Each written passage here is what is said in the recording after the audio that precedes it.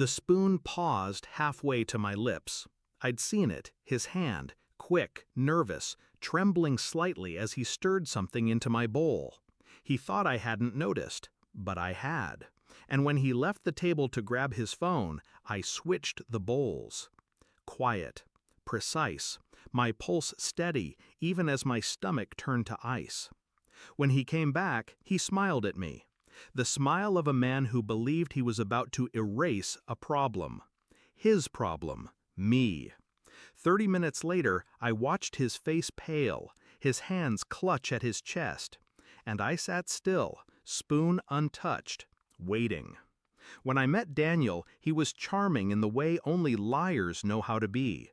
Effortless, practiced, magnetic. He sold me the idea of a safe life, promises whispered in the dark, a future drawn in neat lines, stability, family, trust. I believed him. For years I believed him. I ignored the cracks, the little lies, the absences, the shadows that trailed him home. I told myself marriage meant patience, love meant forgiveness, until the patience ran dry and the forgiveness turned into suspicion. The first time I knew for certain, it was small. A credit card statement, 2 hotel charges. He claimed it was business, but the perfume on his shirt wasn't mine. Then came the whispered calls outside, the half-erased texts, the nights he came home with guilt dripping off him like sweat. I didn't confront him, not yet. I learned to listen instead. He was reckless when he thought I was asleep, sloppy when he believed I was broken enough not to notice.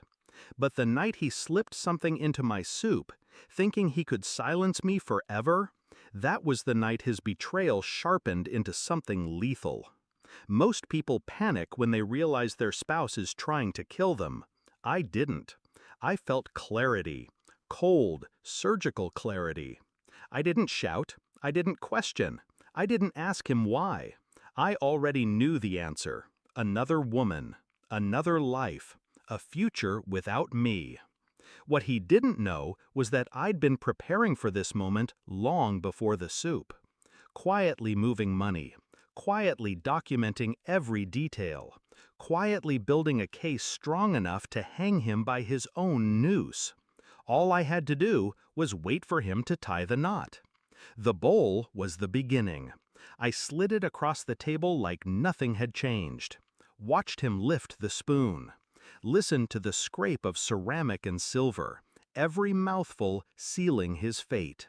I mirrored him, feigning calm, though I never touched mine. Then, as his body began to betray him, sweat slicking his brow, pupils blown wide, I reached for my phone. Not to call an ambulance, no. I opened the folder I had built over months, photos, receipts, recordings. His double life in pixels and paper, his affairs, his theft, his plan to cash out my life insurance. I sent it all, straight to my lawyer, to his employer, to his parents, to the woman he thought he would run away with. Then I dialed 911. Not for him, for me. My voice steady, rehearsed. My husband collapsed at dinner. I think he's poisoned. By the time the paramedics arrived, he was half-conscious, slurring my name. His eyes begged me to fix it, to undo what he himself had done. I leaned close, my words a whisper only he could hear. You tried to bury me, Daniel, but you dug your own grave. They wheeled him out on a stretcher, IVs dangling, sirens wailing. Neighbors peered from their porches, murmurs rippling through the dark. And then the police arrived, evidence in hand. The story was simple. He poisoned himself. Intent clear as day. Motive obvious in the files I had so generously provided. He lived, barely, but he didn't walk out free. He woke in a hospital bed with handcuffs biting his wrists. His empire crumbled, his lovers gone, his reputation shattered. And me? I walked away clean, untouched, the dutiful wife who survived a husband's attempt on her life.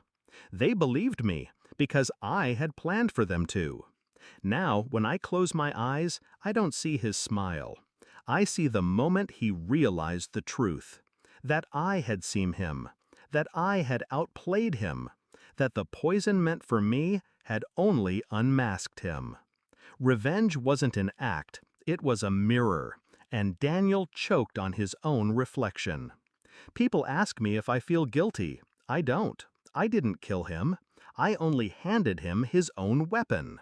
The night he tried to end me was the night I was reborn, not as his wife, not as his victim, but as the woman who walked away smiling, while he counted his last breaths.